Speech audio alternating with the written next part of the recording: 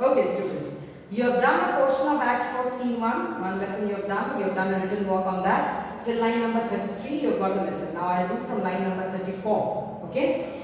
Now here, Prospero will be speaking to Ariel. Before that, he has already granted Ferdinand the permission of marrying Miranda. And he has advised Ferdinand on how to behave, how young people should behave before marriage.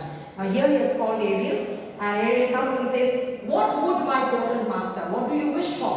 Okay, my powerful master. Ariel acknowledges that Prospero is very powerful. He says, "What do you want? What do you wish for?" And Prospero first praises and says, "Thou and thy meaner fellows." Meaner fellows are the lesser spirits. Remember the other spirits? So meaner fellows are the lesser spirits. Okay. He's saying the lesser spirits, you and your meaner fellows, your last service, what did you perform? You have done your last service very well. You remember the last service, the banquet scene? That was the last service, the harpy scene. That is what they had done. Okay. So he's saying that was the last service. Last service here refers to the banquet scene. So the last service you have performed very well. Okay. Did what did you perform? And I must use you in such another trick. You are going to perform another such trick. So he's actually preparing the audience also. Something else will happen. Go, bring the rabble, bring the whole crowd, over whom I give the power here to this place. So Prospero now here grants Ariel the power over the other spirits so that Ariel can bring them. Incite them to quick motion, bring them quickly. For I must bestow upon the eyes of this young couple some vanity of my art. Okay, this young couple, I want to present before them some show of my magic. Okay, it is my promise and they expect it from me. I want to show them this, they are expecting this from me. It's like a kind of reward for their marriage, a celebration of the marriage. Ariel, presently is just now. Prospero, with a wink of an eye, be very fast. Ariel, before you can say come and go and breathe twice and cry so, each one tripping on his toe will be here with mop and mow. Do you love me, master? No. Ariel is very happy because he knows he'll be free very soon. So he's saying, in a rhyme, he says, before you can say come and go and before you can give the next order, every spirit will come here and will perform what you want to be performed. Do you love me, master? No, Prospero, dearly, my delicate Ariel. Prospero says, yes, I love you very dearly. Do not approach till thou dost hear me call. Don't approach unless and until I tell you to come. Like if you're presenting a magic, you need a kind of preparation also. The ambience, the setting, the background. It's like that, Ariel. Well, I conceive, I understand. Prospero now speaks to Ferdinand and says, look, thou be true, do not give dalliance. Again, the same advice. Look, Ferdinand, don't become, don't give liberty to your desires, to dalliance. Too much the rain means liberty. Okay, don't give too much of liberty, don't flirt around too much. The strongest oaths are straw to the fire of the blood. Fire of the blood is passion. Okay, fire of the blood. Fire of the blood is your desire. When you desire to do something, even if you know that is wrong, you forget to check it. So he's saying, check your desires because though you are promised, but the strongest of promise are like straw in front of a current. It is, you have made an oath, but when your desires become uncontrolled, you may forget your oath. Be more abstemious. Abstinence means stay away. Or else good night your vow. Or else all your promises will be forgotten. Ferdinand, I warrant you, sir, the white cold virgin snow upon my heart abets the ardour of my liver. You have read in Merchant of Venice also that Elizabethans believed that liver was the seat of every desire, every passion.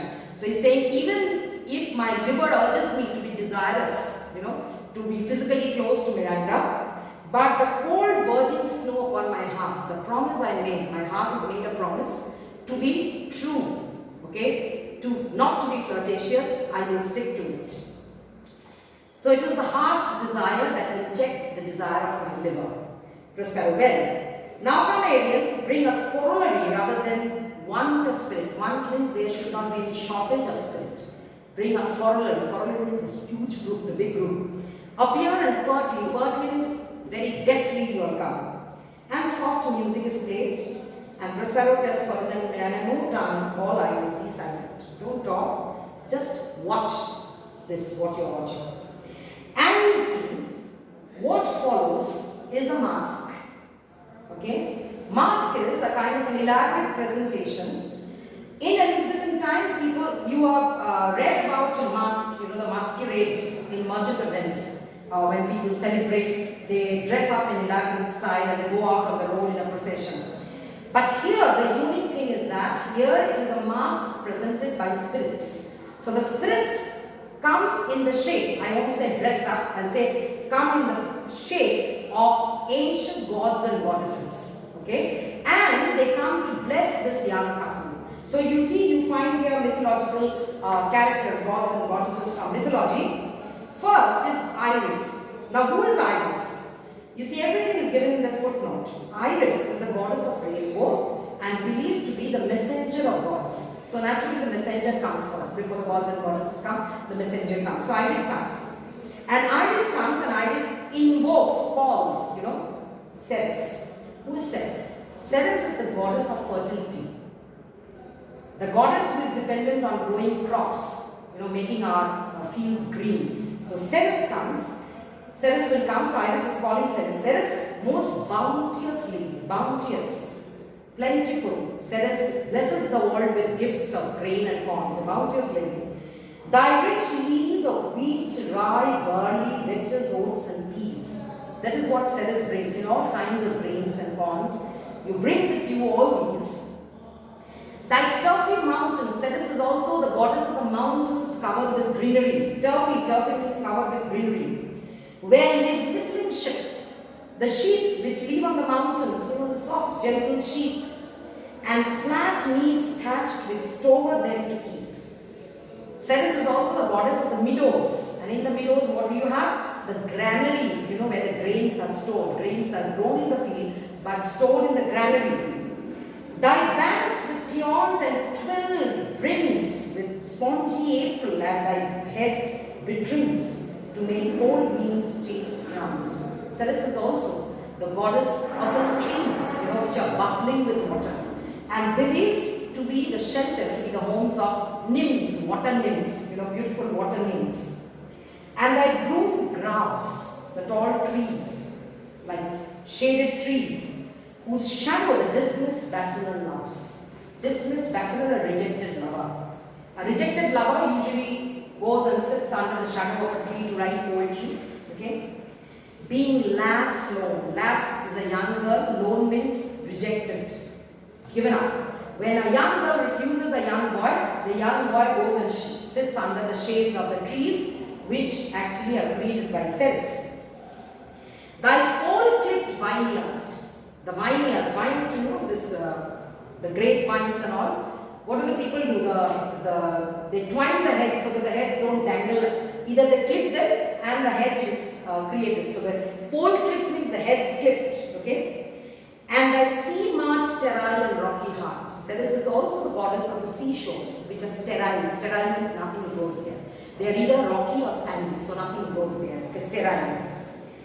Where thou thyself dost here, you dwell in all these places. The queen of the sky. Queen of the sky is the goddess Juno. Okay, believed to be the wife of Jupiter, the king of gods. So she is the queen of gods.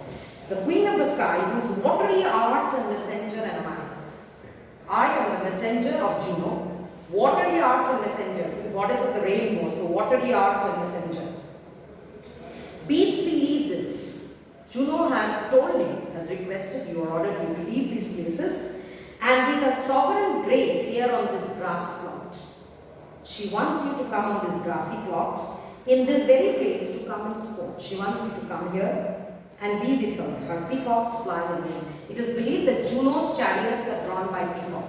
Okay, so Juno is coming. See, I can see her peacocks of her chariot. So she has called you here. Okay, and Juno's chariot appears suspended above the stage. Approach which Ceres here trained to take. So Juno has called Ceres. So Iris is calling Ceres to come here. So Juno has sent Iris as a messenger to call Ceres. So you see, you can imagine a show where spirits dressed up like gods and goddesses are coming. Okay, and Ariel enters as Ceres. Okay, so Ariel says in the words of Ceres, "Hail, many-colored messenger."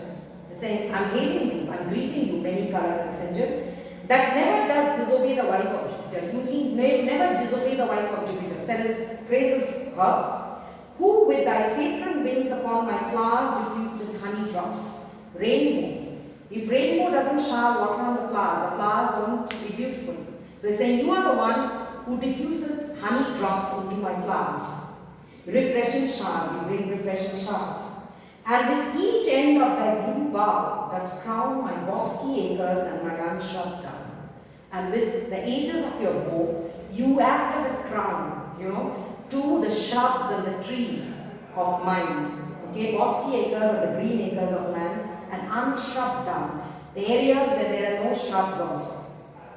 Rich scarf to my proud earth. I am proud of my earth with a variety, but you are like a beautiful scarf to my proud earth. Why hath that queen summoned me hither to this short grass green? Why has your queen called me here? Iris says, a contract of true love to celebrate. Iris says that Juno has called you here because she wants you to celebrate a contract of true love. We can understand the true love between Ferdinand and Miranda.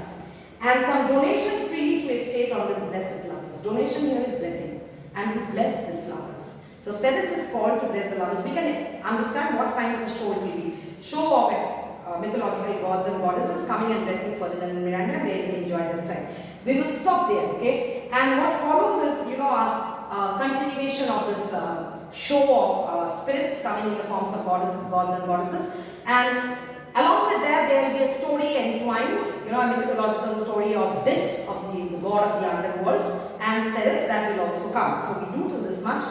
Read the play, and very soon you will get a question that you need to answer. Okay? Class 12, stay there.